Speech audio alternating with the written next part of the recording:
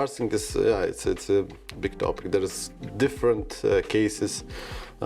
Like now I remember it, one more case that we have, like with this.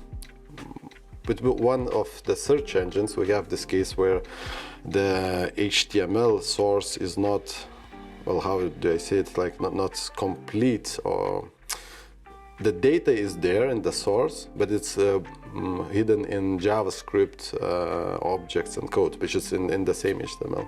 So yeah, it's kind of edge case, but was a. Well, from what I know, like these particular cases, at the very least in Oxylabs, they are usually solved by just having a headless browser. So we're basically running an actual browser that, just clicks a few buttons in order to get, the fully complete HTML that is actually ready for us to parse. That's like scraping part, Yeah. When you do, and we use headless if we need to do an additional requests, like request with JavaScript.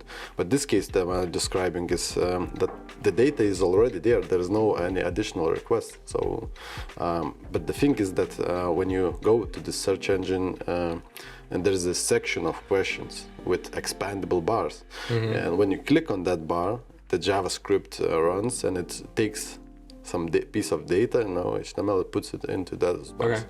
So yeah, in that case, we kind of had to think about logic that happens. Think what the front-end programmer was intended to do, and you kind of have to replicate that on the parser level. So that's the challenge. I'm guessing that in this particular case, evaluating the JavaScript was a little bit too expensive, and that's why you weren't running a full browser in order to get the HTML that you actually would need to use to actually parse the data easily.